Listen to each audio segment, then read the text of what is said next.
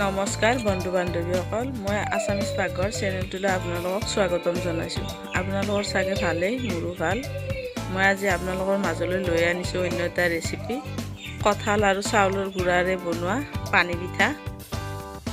মই তাৰ বাবে এনেদৰে কঁঠালৰ কোহবিলাক চেকি লৈছোঁ, তেতিয়াহ'লে বনাবলৈ ভাল হয়।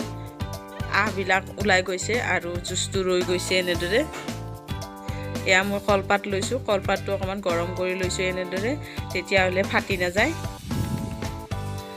অকণমান নৰম পৰে, তেতিয়া বান্ধিবলৈ সুবিধা হয়।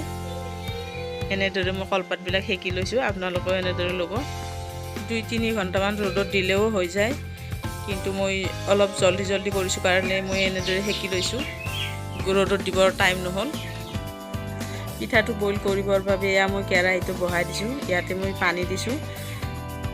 পানীৰ পৰিমাণটো ইমানখিনি দিব লাগে যাতে পিঠাকেইটা পানীৰ তলত ডুব গৈ থাকে।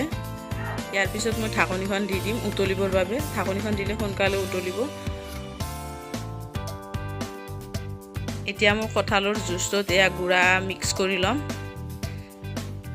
যিমানখিনি পৰিমাণৰ লাগে আপোনালোকে সিমানখিনি পৰিমাণৰ দিব, কিন্তু ইয়াতে পানী মিক্স নকৰিলে ভাল। ইয়াতে মই অকণমান নিমখ দি দিছোঁ আৰু মই চেনি দিম এচামুচ, বেছিকৈ নিদিওঁ, কিয়নো কঁঠালটো মিঠায়ে আছিলে, সেইকাৰণে মই বেছি চেনি ইউজ নকৰোঁ। এনেদৰে মই গোটেইখিনি মিক্স কৰি লৈছোঁ, পানী ইয়াতে ইউজ কৰা নাই। আপোনালোকেও পানী নিদিব, পানী নিদিলে ভাল।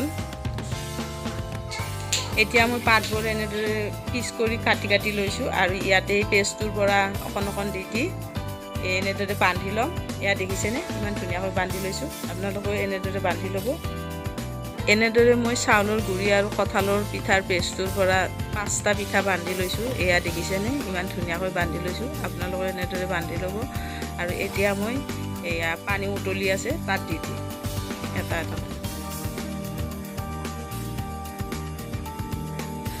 আটাইবোৰ পিঠাৰ টোপোলা দিয়াৰ পিছত মই 5 মিনিটমান সময় বইল হ'বলৈ দিম ঢাকনি লগাই। 5 মিনিটমান যোৱাৰ পিছত এয়া মই ঢাকনিখন গুচাই দিছোঁ পিঠাবোৰ ওলোটাই দিবৰ বাবে।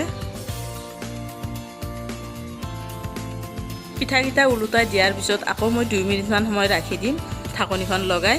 2 মিনিট সময়ৰ পিছত মই অফ কৰাই দিম গেছটো।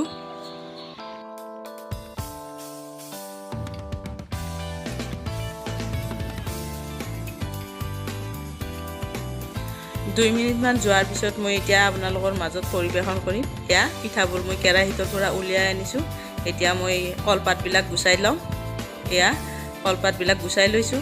এয়া দেখিছেনে, দেখিবলৈ ইমান ধুনীয়া হৈছে আৰু খাবলৈও তেনেই সোৱাদ লগা। এনেদৰে আপোনালোকেও বনাই চাবচোন আৰু মোক কেনে পালে জনাব। পিঠা বোলা বস্তুটো মোৰ সঁচাকৈ খুব প্ৰিয়। যিসকলে মোৰ চেনেলটো নতুনকৈ চাইছে ৰিকুৱেষ্ট কৰিলোঁ ছাবস্ক্ৰাইব কৰি ল'ব, লগতে লাইক শ্বেয়াৰ কৰিব। এতিয়া ৰাখিছোঁ, সুস্থ থাকক, চবেই হেল্ডি থাকক। Bye bye.